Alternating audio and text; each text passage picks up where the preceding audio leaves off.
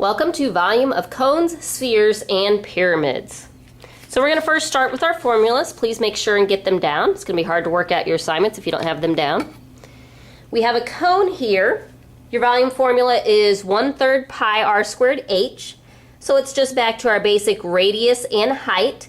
Please remember the height is represented by a line that has the right angle. But if they give you slant height, yes, you will have to use Pythagorean theorem to find your actual height. Your sphere is 4/3 pi r cubed. So again, where you're just using your radius from the center of the sphere to the edge. And then our last one is volume of a pyramid. You have 1/3 BH, which remember big B stands for area of the base. And then h is your height. So again, we will look for that right angle. No worrying about slant height in these problems for volume. So first we need to find the volume of this sphere. So sphere, we have 4/3 pi r cubed. So in this case our radius is 8 because it goes from the center to the edge. So 4/3 pi times 8 cubed. Now, for those of you that do not have a fraction button on your calculator, the easiest thing is you're going to take 4 times pi times your 8 cubed and divide all of that by 3. That's going to give you your most exact answer.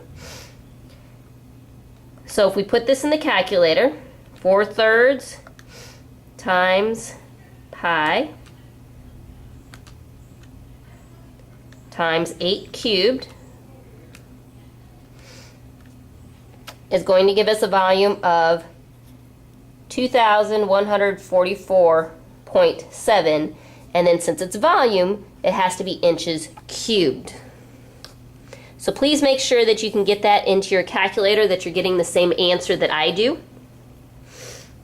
If you have problems trying to figure out how to cube a number, what you can do in your calculator, you may have what we call the caret button. So if you want to put 8 cubed, instead of doing 8 times 8 times 8, you're going to push 8, this button, and then you're going to cube it, and it's going to look like that in the screen. So that's going to be how you cube a number. Or you could just do your 8 times 8 times 8. Next shape we have here is a pyramid. So the volume formula we have for a pyramid, volume equals 1/3 area of the base times the height. So in this case, we have a, okay,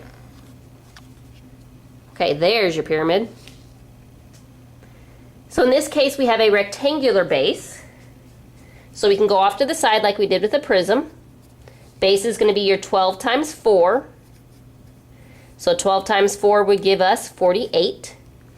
So we're going to do 1/3 times your base, which is 48, times your height. Well, we do actually have that line that is perpendicular to the base. So my height is 8. Again, for those of you that do not have a fraction button on your calculator, what I would do is do 48 times 8 and then divide by 3, because that's how you take 1/3 of a number, and that's going to give you your most exact answer instead of multiplying by 0.3 repeating. So 48 times 8 and then divide by 3 gives us an answer of 128. Since this one does not have any units, I'm not going to worry about putting a unit on there. Our next problem have the volume of a right cone, which we're not going to do anything that's not right, so just a regular cone, and then it gives me the actual volume. So what we're going to do, I'm going to start by writing down the volume formula. Volume equals 1/3 pi r squared h. Remember, r is your radius. So since I know the volume, I'm going to go ahead and put 1,350 pi on the left side, 1/3 pi r squared. So I do know my radius is 18, and we do not know the height. One trick that I've shown you in class, if you have pi on both sides, since all this is being multiplied, you can go ahead and cancel both of the pi's out. So I'll take 1,350 equals, I'm going to go ahead and multiply 1/3 times 18 squared. Please remember, those of you that do not have the fraction button, do not use 0.3 repeating. Just square your 18 and then divide by 3 since it's 1/3, which would give us an exact answer of 108 H. If we look at this equation, we know all we have to do to get H by itself is divide by 108. So 1,350 divided by 108. So my height is 12.5. Since this is just height, we know we are measuring that in meters, so it would be 12.5 meters. One last example.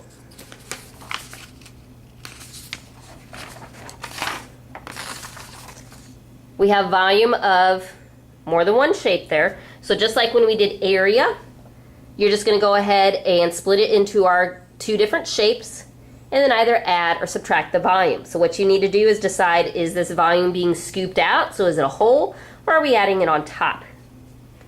So first thing, we need to look at the shapes that we have. First thing, we have what we call a hemisphere, so it's half of a sphere.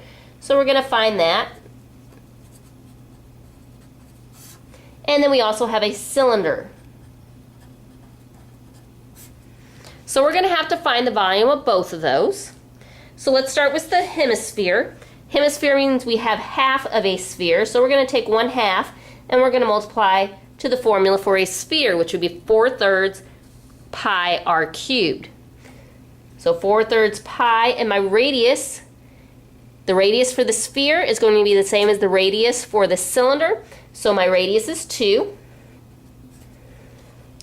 So just put in your calculator 4/3 times pi times 2 cubed. And then since it's half, we need to divide that by 2, and we should end up with an answer of 16.76. Now we need the volume of a cylinder. So the volume of a cylinder would be pi r squared h. So our radius again here is 2. So we'll do 2 squared, and our height is also 2 on this. Now we're not going to divide that by 2 or divide by anything because that is a full cylinder. So pi times 2 squared is 4 times 2, which should give us 25.13. Now again, we look at this figure and see, well, did we dig out some volume? So did we take some volume out, or did we add volume on? It looks like we kind of scooped out this hemisphere, so we dug it out. So we're going to have to subtract these two. So 25.13 minus 16.76. And that's going to give us our final answer. So it'd be 6.37. And it would have to be inches cubed because this is actual volume. And that's how you do it when there's more than one shape.